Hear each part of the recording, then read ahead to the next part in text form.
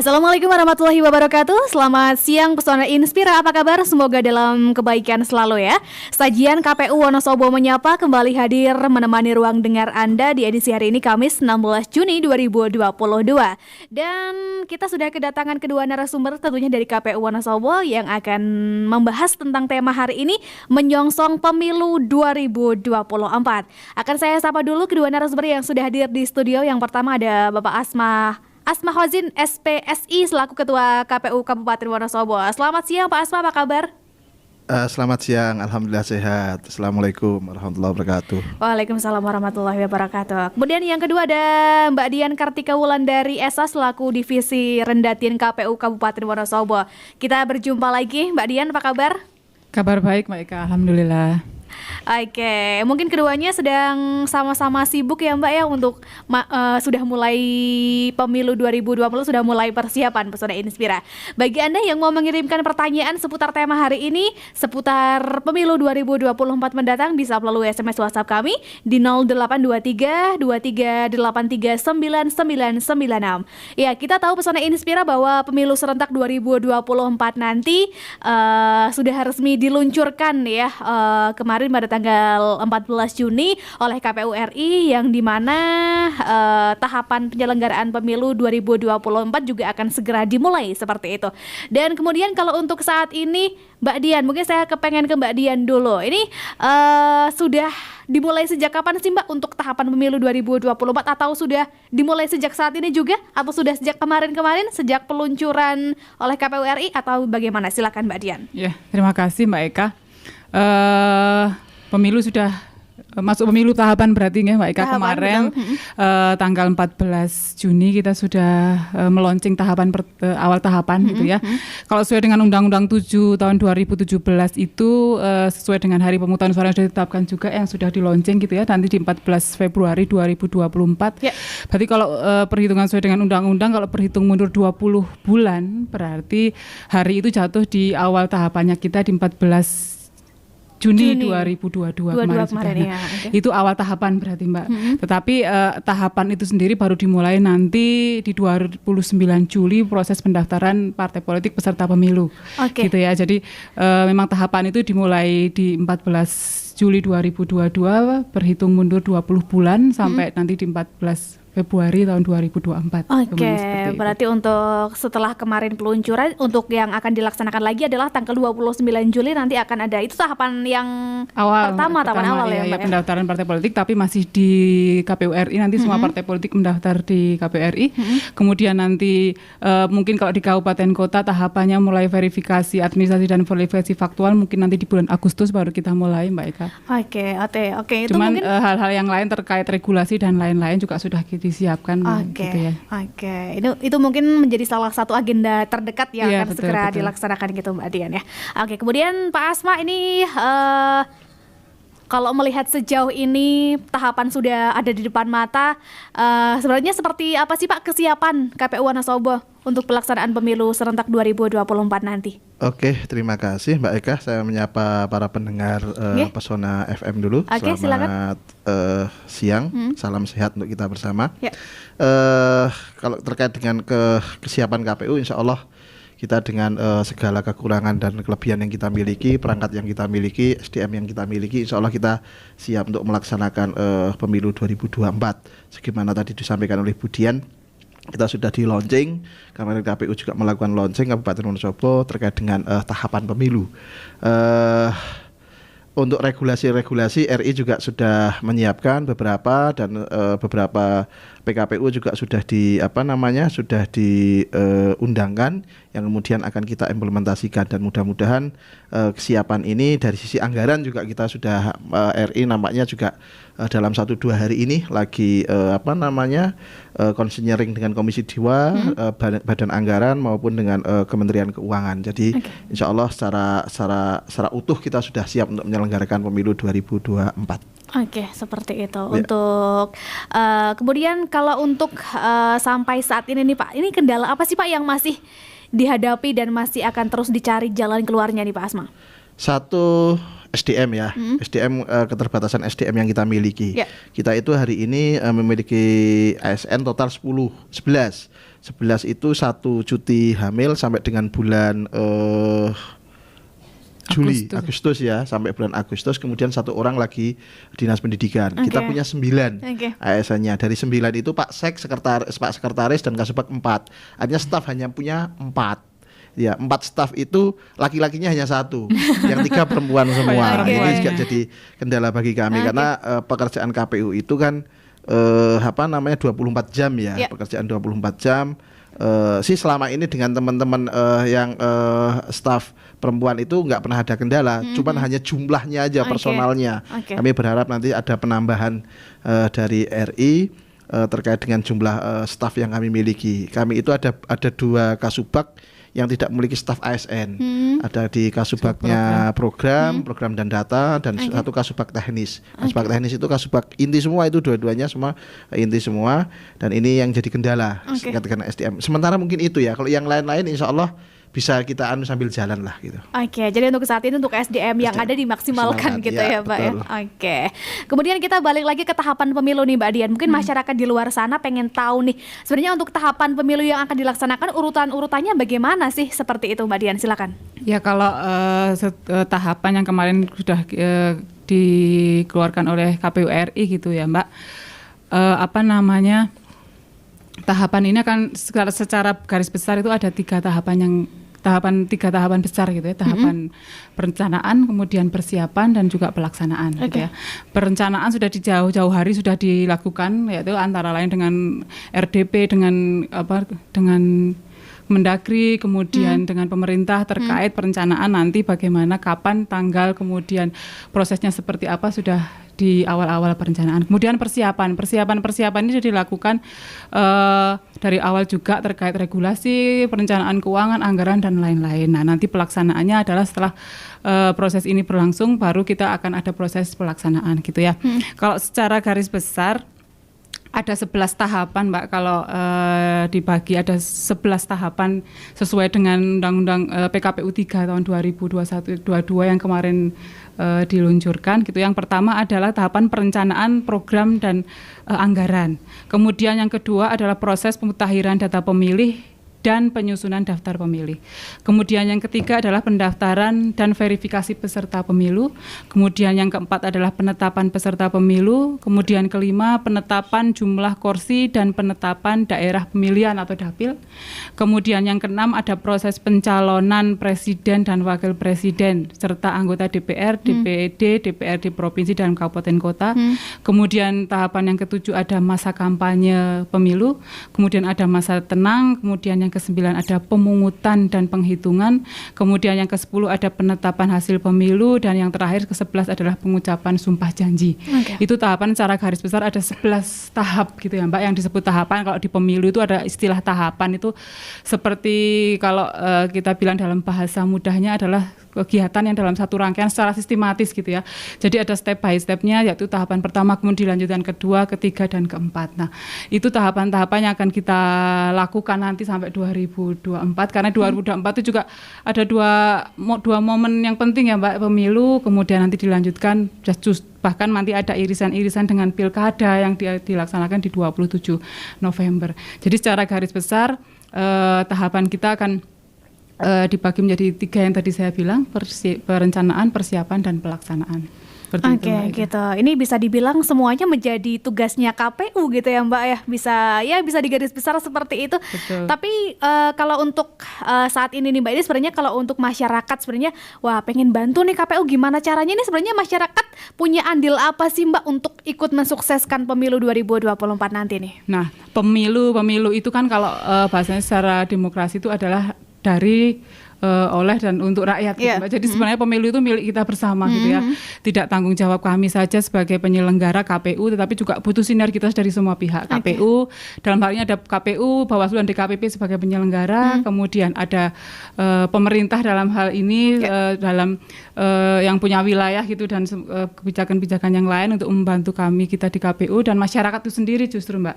Jadi makanya kalau di sini peran serta masyarakat juga sangat penting gitu kan, karena partisipasi masyarakat, karena salah salah satu aspek strategis dan paling mendasar dari sebuah pemilu yang pertama adalah pemilih itu dulu kan, karena tanpa pemilih pasti pemilu tidak bisa berjalan dengan baik gitu kan. Salah satu yang ornamen terpenting dalam pemilu itu yaitu pemilih. Makanya ada 3 kesempatan, misalnya masyarakat salah satunya bisa menjadi bagian dari penyelenggara, mungkin bisa jadi KPU seperti kami atau badan ad hoc nanti, atau kedua menjadi peserta pemilu, ya peserta pemilu bisa mencalonkan hak memilih dan dipilih itu juga kan Mbak. Kemudian yang ketiga adalah menjadi masyarakat sebagai bagian dari yang mengawasi proses pemilu itu sendiri gitu. Jadi ada hal-hal yang bisa dilakukan oleh masyarakat dalam rangka penyelesaian pemilu, bisa dari dalam sistem maupun luar sistem gitu, sebagai penyelenggara, sebagai peserta maupun sebagai masyarakat sebagai pemilih itu sendiri. Oke, gitu sebenarnya. Jadi masyarakat juga bisa ikut andil ya Mbak ya dalam mensukseskan pemilu gitu. Oke, kemudian kita kalau bahas soal anggaran nih Pak Asma nih. Ini kalau kita tahu, masyarakat juga tahu anggaran pemilu ini tidak sedikit sampai bermiliar-miliar. Ini sebenarnya kalau dari Pak Asma sendiri bisa menjelaskan kepada masyarakat nih Pak soal anggaran yang didapatkan ini, sebenarnya untuk anggaran pemilu ini didapatkannya dari mana Pak Asma? Oke ya, terkait dari anggaran pemilu itu kan kita di daerah ya, karena ini untuk pemilu itu dibiayai oleh APBN. Artinya kita sistem penganggarannya top down, dari pusat ke bawah. Memang nampaknya angkanya sangat besar ya, ada 76,7 triliun gitu ya, itu luar begitu besar. Padahal itu dari 76,7%, 7 triliun itu adalah mayoritas paling besar adalah digunakan untuk honor, honor ad hoc. Karena memang honor ad hoc ini dinaikkan cukup signifikan. Contohnya misalnya di KPPS.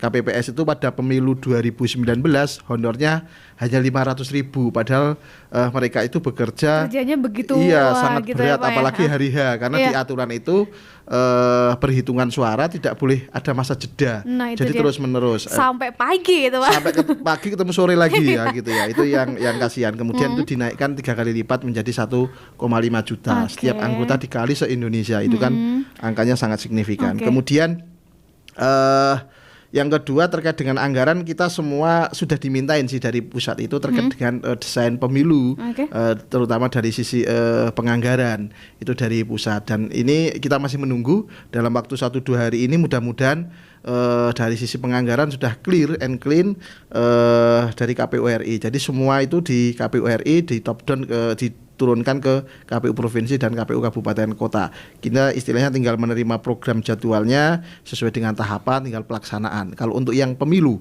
tapi kalau untuk pemilihan itu berbeda. Kalau pemilihan memang dibiayai oleh APBD provinsi dan APBD kabupaten kota. Nah, ini ada sharing. Nah, kemarin sih ada kesepakatan antara KPU provinsi dan KPU kabupaten kota, di mana provinsi APBD provinsi ini membiayai yang ad hoc. Ad hoc itu mulai dari KPPS, PPK, PPS. Itu yang dibiayai oleh APBD provinsi, tapi sisanya dibiayai oleh pemerintah daerah masing-masing gitu ya. Karena memang biaya ad hoc ini kan paling besar. Kita itu hampir 60% lebih ya itu dihabiskan untuk ad hoc semua gitu. Jadi pembiayaan ad hoc. Jadi untuk pembiayaan teknis itu sangat kecil sebenarnya. Karena kegiatan dari katakan 40% itu 40% kan masih dipecah-pecah untuk persiapan, untuk pelaksanaan sampai logistik dan seterusnya. Itu kan nanti nilainya jadi kecil gitu ya. Ya makanya paling besar itu, dan kemudian mudah-mudahan untuk yang pemilihan ini anggaran betul-betul bisa sharing begitu sehingga APBD Kabupaten Wonosobo juga tidak terlalu terbebani terkait dengan pilkada. 3 tahun yang lalu baru pilkada, ini mau pilkada lagi. Ini kan dari sisi anggaran juga sangat memberatkan daerah gitu. Gitu Mbak Eka. Baik, seperti itu untuk permasalahan anggaran, sedikit cuplikan dari Pak Asma ya. Pesona Inspira, kita break jeda iklan terlebih dahulu, nanti akan kita sambung lagi di segmen kedua masih di sajian KPU Wonosobo Menyapa dengan tema hari ini menyongsong pemilu 2024. KPU Wonosobo Menyapa. Baik, pesona Inspira, masih dalam sajian KPU Wonosobo Menyapa, masih dengan tema hari ini menyongsong pemilu 2024, masih bersama Bapak Ketua KPU Wonosobo Pak Asma Husin dan Mbak Dian Kartika selaku Divisi Rendatir KPU Kabupaten Wonosobo. Pak Asma, kita kembali bahas lagi. Kemudian sebelum ke materi pokok, saya pengen tanya nih Pak soal angka golput di Wonosobo sendiri ini seperti apa sih Pak gambarannya? Apakah terhitung tinggi atau justru malah rendah nih Pak? Kalau golput ya, karena asumsi persepsi kami yang namanya golput itu orang yang tidak mau menggunakan hak pilihnya, tapi dia tidak mau ke TPS. Bukan orang yang tidak mau ke TPS, tapi orang yang nggak mau punya hak pilihnya itu karena beberapa alasan, misalnya ada ketidaksetujuan dengan pemerintah atau tidak ada pilihan, gitu ya, tidak ada pilihan yang lain. Itu asumsi kami kaitan dengan itu. Kalau angkanya sih kita kecil ya. Kalau kita menirik dari pemilihan legislatif kemarin, itu yang legislatif yang 2019 kita itu kan partisipasinya mencapai hampir angka 80, 79% sekian, hampir 80.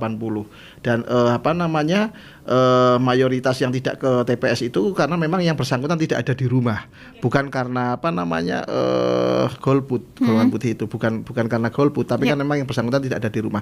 Banyak hal, karena kuliah luar daerah, karena merantau, buruh boro dan seterusnya. Bahkan ada yang sudah bedol desa lama di Kalimantan itu, datanya masih di Wonosobo, dan gitu. Itu membebani sebenarnya bagi partisipasi di Wonosobo. Harusnya kan sudah dicoret dari kependudukan di Wonosobo begitu.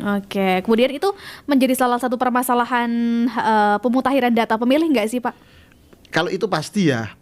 Tapi karena di regulasi itu harus dimasukkan di daftar pemilih, ya mau nggak mau tetap kita masukkan. Meskipun sebenarnya itu dicoret pun ya tidak jadi masalah. Tapi kan memang regulasinya mengharuskan kami memasukkan di daftar pemilih. Akhirnya itu kan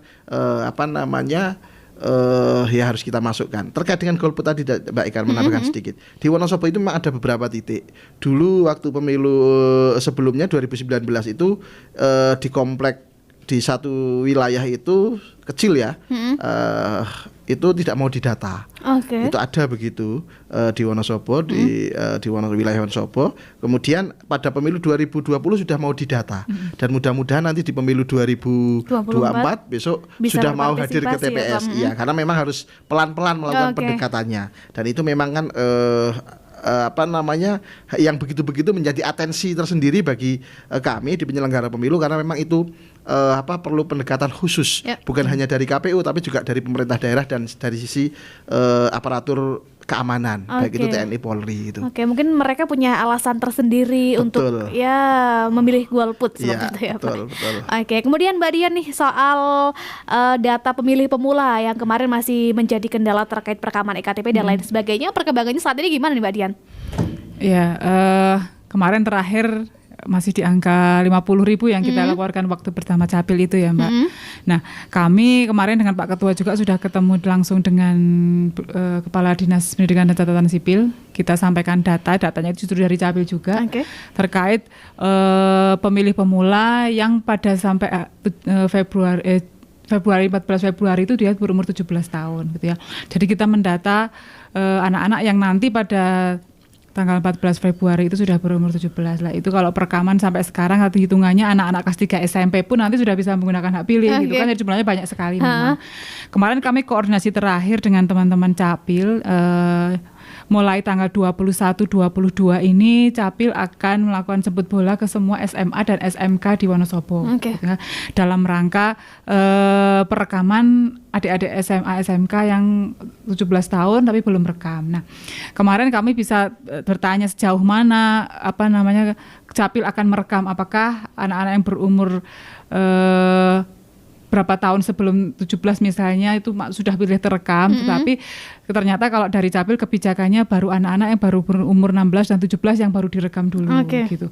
Cuman kalau angka pengurangannya kami belum bisa memastikan Mbak Eka, karena saya minta ke Capil juga mereka harus mengeluarkan data bersih yang pelayanan itu. Jadi itu baru bisa dilaporkan ke kami setelah cut off di semester kedua gitu kan, karena semester pertama sudah selesai. Tapi memang perkembangannya tiap hari banyak sekali anak-anak 17 yang rekam Mbak Eka ya, terkait mereka memang mau bikin SIM dan lain sebagainya. Jadi memang banyak sekali anak-anak SMA yang tiap hari menurut Capil itu memang banyak yang langsung merekam ke Capil gitu. Insya Allah nanti di targetnya di akhir tahun ini sudah selesai yang proses itu, dan nanti akan kita lanjutkan secara berkelanjutan, merekam terus sampai nanti 2024 begitu Mbak Eka. Oke, seperti itu. Kemudian salah satu tahapan pemilu tadi ada 11 yang salah satunya disebutkan oleh Mbak Dian, ada pemutakhiran data pemilih. Ini sebenarnya kalau pemutakhiran data pemilih ini akan ditetapkannya kapan sih, Mbak? Kok data pemilih ini kan dimulai di bulan Oktober ya. Jadi sebelumnya kita ada proses data pemilih berkelanjutan yang akan kita hentikan sebelum kita menerima DP4. Oke. Ya. Jadi data awal KPU itu adalah data DP4 yang turun ke kami, yang disinkronkan dengan data pemilu terakhir kami yang dimutakhirkan gitu Mbak. Jadi data itulah data awal kami gitu kan ya. Nah, itu akan berproses, awal data yang kita terima sudah kita sinkronkan, kemudian nanti kita turunkan ke teman-teman PPDP yang ke rumah-rumah itu ya Mbak, melakukan coklit. Nah, nanti proses dari coklit itu nanti menjadi DPS, kemudian ada perbaikan lagi di PSHP, nanti terakhir menjadi DPT. Di 21 Juni 2023 itu selesai nanti penetapan DPT pada bulan itu, sekitar 8 bulan proses pemutakhiran data pemilih. Itu cukup panjang Mbak. Merupakan proses yang paling panjang Mbak Dian? Betul. Karena data pemilih itu jadi hal yang penting gitu ya Mbak, karena yang pertama data pemilih itu akan menentukan jumlah TPS kita. Nah itu dia. Gitu ya. Kita akan punya TPS berapa dengan jumlah pemilih berapa gitu. Kalau undang-undang kemarin Undang-Undang 7 2017 itu masih berbunyi maksimal 500 ya Mbak. Untuk satu TPS ya. Tetapi kita juga berhitung gitu ya. Kita besok kan di pemilu besok masih sama dengan 2019, satu pemilih itu dapat 5 surat suara gitu ya, Presiden, DPR RI, DPR Provinsi, Kabupaten, dan DPD gitu ya. Dan dikalkulasi kalau satu orang sekitar 5-7 menit di dalam TPS harus proses membuka, mengamati, milih yang mana gitu kan, nyoblos, kemudian melipat kembali satu surat suara, kedua, ketiga, keempat, kelima, itu butuh waktu yang agak lumayan banyak. Jadi kayaknya yang di 2024 pun kita pemetaan TPS dengan pemilih maksimal 300, karena menghitung 6 jam itu dengan 500 orang 5-7 menit tuh kayaknya memang tidak cukup kalau banyak pemilihnya, makanya sampai itu. Kemudian yang kedua, dengan jumlah TPS yang kita punya, kita bisa berhitung jumlah KPPS yang kita butuhkan. Nah itu dia. Itu 7 orang kali jumlah TPS, banyak sekali kan Mbak Eka. Setiap itu. TPS 7 orang Mbak Dian. 7 ya. Ditambah nanti ada linmas dari desa gitu ya. Jadi memang cukup banyak sekali lah. Itu juga kita proses dari awal, jumlah pemilih kita, TPS kita berapa, kemudian KPPS, kemudian yang nggak kalah penting adalah logistik surat suara. Karena surat suara di TPS itu jumlahnya adalah data DPT kita plus 2,5%. Jangan sampai nanti pemilih datang surat suaranya nggak ada atau kurang, kan nggak mungkin. Jadi kita harus pemetaannya memang dari data pemilih itu awalnya gitu. Jadi memang salah satu, ada 2 tahapan yang sangat krusial kalau menurut saya, yaitu proses pemutakhiran data pemilih dan pada waktu proses pungut hitung di TPS itu. Jadi hal yang sangat penting, krusial gitu ya. Oke, baik. Kemudian Pak Asma nih, terkait surat suara ini sebenarnya sudah ada rekayasa nanti akan jadi seperti apa yang memudahkan masyarakat gitu nggak sih Pak? Ya, terima kasih Mbak Eka. Ini menarik kalau bicara surat suara sebenarnya, karena ini juga terkait dengan surat suara sah atau tidak sah. Dari proses pembelajaran kemarin di Wonosobo itu, yang 2019 itu di angka 11% lebih. Surat suara itu tidak sah, terutama untuk yang DPD. Padahal DPD itu kan cara memilihnya simple, ada foto, ada namanya, dan itu jumlahnya nggak terlalu banyak.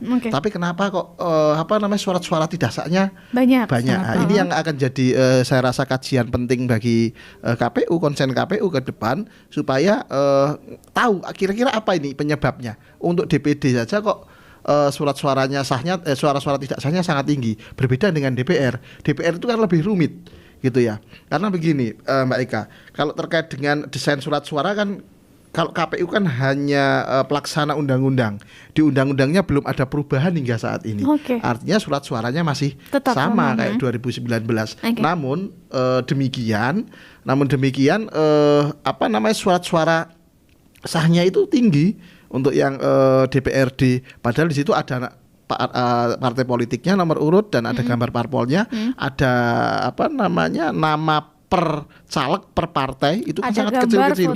Fotonya nggak ada, hanya nama saja. DPR, hanya nomor urut sama nama sama logo partai. Dan itu banyak banget namanya ya Pak ya. Iya, gitu ya. Itu aja suara sahnya suara tidak sahnya sedikit, gitu ya. Bila dibandingkan DPD. Nah, ini yang jadi konsen KPU ke depan. Coba nanti dikaji lagi, di riset lagi ketika hari H itu apa sih sebabnya kok DPD sebegitu besar, 11% itu tinggi loh. Angkanya sangat tinggi. Kalau di skala nasional itu sudah kalau dikaitkan dengan partai sudah partai menengah itu kalau 11% itu. Karena menengah di Indonesia rata-rata ya di angka 12 sampai dengan 7% ya. Itu ya perolehannya. Jadi itu sangat tinggi angka segitu, sangat signifikan, angka sangat signifikan gitu. Jadi segampang itu kok masuk surat-surat tidak sah gitu ya. Itu yang menjadi konsen kita ke depan. Itu mungkin untuk masyarakat dibutuhkan kesadaran yang lebih nggak sih Pak? Mungkin mereka nggak mengenal calonnya, nggak membaca visi-visi yang mungkin pada saat kampanye seperti itu. Ini baru asumsi saya secara pribadi. Satu karena mungkin sosialisasi dari caleg, dari calon DPD kurang, karena dapilnya sangat luas. Dapil itu di Jawa Tengah, Jawa Tengah artinya 35 kabupaten kota. Itu kan sangat luas sekali. Yang kedua, mungkin masyarakat menilai bahwa peran DPD itu tidak nampak di negara kita, seolah-olah hanya sebatas sebagai pelengkap di DPR RI itu, di DPR MPR ya terutama itu jadi pelengkap. Jadi mungkin lihatnya dari situ, malah nggak dicoblos saja juga perannya nggak jelas kok. Mending nggak usah lah. Nggak usah. Bisa begitu ya. Ini baru asumsi saya loh ya. Asumsi saya secara pribadi, sehingga ketertarikan orang untuk menyoblos DPD itu sangat minim, gitu ya? Sangat minim begitu. Kalau dari kacamata Mbak Dian sendiri melihat hal tersebut? Sebenarnya kalau masalah desain ya Mbak, beberapa kali sih KPU RI sudah melakukan simulasi dengan berbagai desain gitu ya. Mau dibikin 3 surat suara untuk memudahkan, intinya KPU RI, KPU itu untuk ingin memudahkan pemilih gitu ya. Jangan sampai pemilih di TPS tuh bingung gitu loh Mbak, terlalu banyak surat suara gitu kan, prosesnya juga lama gitu. Jadi beberapa kali pelipatan warna-warnanya juga harus cocokkan. Iya. Jadi kemarin beberapa kali sih memang sudah dilakukan simulasi ya, 3 surat suara seperti apa digabungkan dengan apa gitu kan. Sudah beberapa kali, tetapi memang karena undang-undangnya masih berbunyi sama, kita belum bisa melakukan perubahan apa-apa dan kayaknya masih sama dengan kemarin. Kalau menurut saya itu juga yang membuat kesulitan di TPS ya Mbak, pemilih itu jangankan mereka, saya aja yang penyelenggara kadang bingung ini milih siapa, karena memang nggak tahu calonnya. Kayak DPD misalnya, ini siapa, harus memilih siapa, kenapa milih orang itu juga kan, kita juga butuh maksudnya nilai plus terhadap orang yang kita pilih gitu. Harapan kedepannya kan apa kalau kita milih ini gitu misalnya lah. Jangankan mereka yang orang awam, kami aja yang penyelenggara yang relatif lebih paham gitu aja kadang masuk TPS saya juga bingung loh, ini harus milih mana, siapa gitu kan. Nah itu juga jadi kendala lah. Itu juga yang sosialisasi yang lebih intens kayaknya Mbak, terkait yang pertama calon, dan kedua proses mencoblosnya itu juga. Pemilih itu juga kadang nggak paham. Kalau kita yang muda-muda mungkin agak relatif lebih mudah ya Mbak. Kalau yang sudah sepuh, lansia dan lain sebagainya itu juga kalau nggak paham ya sudah nggak usah milih saja kan, akhirnya seperti itulah. Itu membuat angka partisipasi dan angka surat suara itu banyak nggak sah, banyak yang mungkin karena kebingungan itu juga kesulitan di TPS. Seperti itu. Kemudian kalau saya bahas sedikit soal para penyelenggara KPU-nya kayak penyelenggara pemilunya kayak semacam KPPS, PPS ini nanti akan ada syarat tertentu nggak sih Pak, untuk 5 pemilihan nanti pertanggungjawabannya mereka akan hampir sama dengan 2019 kemarin. Mungkin saya pengalaman menjadi KPPS mungkin sebegitu ribetnya gitu ya Pak. Mungkin nanti akan ada kriteria tertentu, dan kita juga belajar dari pengalaman 2019 sampai ada yang menyebabkan meninggal gitu. Pak Asma menanggapi hal tersebut gimana nih Pak? Dari data di Wonosobo itu alhamdulillah pemilu 2019 tidak ada sampai yang menjadi korban. Alhamdulillah. Ada 1 orang itu selang 3 hari. 3 hari kebetulan yang bersangkutan itu adalah petani pengambil nira. Nira itu kepleset terjatuh dari pohon kemudian meninggal. Tapi itu jeda 3 hari setelah hari H. Artinya tidak ada yang terkait langsung. Terkaitan dengan pemilu nggak ada sama sekali. Memang ada yang sakit, ada beberapa yang kita ajukan itu memang ada. Kalau yang sakit keguguran misalnya, keguguran itu 2 orang kecapean. Ya itu ada keguguran, kemudian sakit itu ada beberapa yang kita ini kan. Kalau sampai meninggal alhamdulillah nggak ada. Cuman begini, dari respon ini KPU RI merespon dengan rancangan PKPU yang menurut kami di daerah cukup bagus. Satu dari sisi usia. Usia itu dibatasi hanya sampai 50 tahun. Untuk petugas KPPS itu maksimal 50 tahun. Nah, artinya ini kan karena mohon maaf sekali yang meninggal itu rata-rata adalah ada penyakit sertaan. Udah ada penyakit pokoknya, kemudian kelelahan jadi satu. Nah, itu yang rata-rata dari data di KPU RI begitu, sehingga terkait dari sisi usia dibatasi. Kemudian dari sisi kesejahteraan juga ditingkatkan, bukan cuma 500.000 tapi 1,5 juta, dan mudah-mudahan ini juga lagi diupayakan oleh KPU RI untuk ada asuransi, baik itu asuransi kesehatan ataupun asuransi jiwa gitu ya, itu lagi diikhtiarkan oleh KPU RI, mudah-mudahan di Kementerian Keuangan di ACC, karena memang jumlahnya besar karena se-Indonesia. Kalau 1-2 sih iya bisa gitu, tapi kalau besar sekali ya ini yang banyak lagi sekali kan Pak. Ya, justru itu yang paling banyak. Betul, gitu ya Pak ya. Yang begitu-begitu itu karena satu TPS itu kan berarti bukan cuma 7 tapi 9. Karena ada linmas di dalam TPS, berarti kan yang harus diasuransikan juga 9 orang tersebut. Dan mudah-mudahan linmas ke depan juga ditetapkan maksimal 50 tahun, meskipun nanti di awal kita akan kesusahan.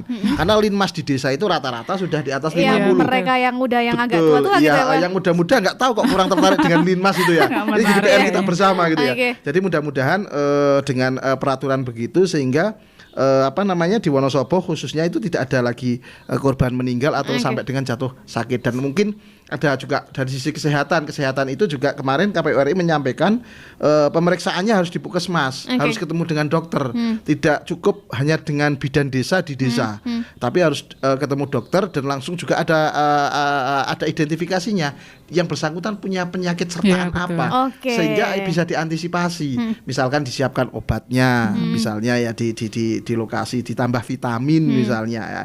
Yang begitu-begitu ini lagi coba dirumuskan oleh KPU RI terkait dengan pemeriksaan dan seterusnya itu. Oke, baik. Kemudian terakhir nih Mbak Dian, kalau untuk di tahun 2019 kemarin untuk jumlah TPS di Wonosobo seberapa banyak, dan untuk nanti diperkirakan akan berapa kali lipat lebih banyak Mbak?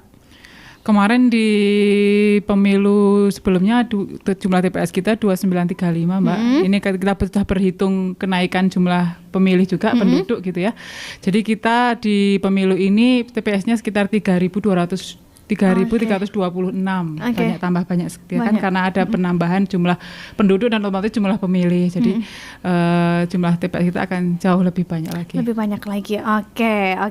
Baik, Pesona Inspira, mungkin kita cukupkan sampai di sini dulu. Kita lanjut lagi di segmen nanti selanjutnya di sajian KPU Wonosobo Next Time dengan tema tentunya masih dalam rangka pemilihan 2024 mendatang. Terakhir dari Mbak Dian, ada harapan apa ke depan untuk pelaksanaan pemilu 2024 kepada masyarakat nih Mbak? Silakan. Harapan saya pemilu 2024 bisa lebih baik gitu ya Mbak dari 2019.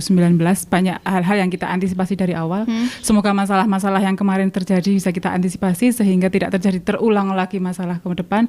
Kemudian saya mengharapkan ada sinergitas dari semua pihak, KPU, Bawaslu, teman-teman dari pemerintah juga dari masyarakat untuk mensukseskan pemilu ke depan. Gitu, amin. Semoga terlaksana dengan baik sesuai dengan harapan. Kemudian dari Pak Asma, ada harapan apa, ada kesan-pesan apa yang ingin disampaikan kepada masyarakat untuk pemilu serentak 2024 Pak? Oke Mbak Eka, jadi pemilu ini kan menjadi tanggung jawab kita bersama. Sukses pemilu itu bukan cuma sukses KPU, tapi sukses kita bersama. Mari kita sengkuyung pemilu ke depan itu. Ada beberapa tagline kita. Kebetulan pemilu besok itu adalah bersamaan dengan Hari Valentine Day, hari kasih sayang. Itu dia. Ya, hari kasih sayang. Dan mudah-mudahan ke depan itu pemilunya adalah pemilu kasih sayang. Pemilu dengan penuh kasih sayang ya Pak ya. Yang kemudian memperoleh pimpinan yang penuh kasih sayang terhadap warganya, warga negaranya. Mungkin itu Mbak Eka. Terima kasih Pak Asma, Mbak Dian sudah menyempatkan waktunya. Selamat bertugas kembali. Kita berjumpa lagi di lain waktu, lain kesempatan. Saya Eka bersama kedua narasumber pamit. Wassalamualaikum warahmatullahi wabarakatuh. Waalaikumsalam warahmatullahi wabarakatuh. Pesona Inspira telah kita dengarkan bersama, dialog interaktif bersama KPU Wonosobo menyapa. Hanya di 92,1 FM Radio Pesona, stasiun informasi terbaikmu.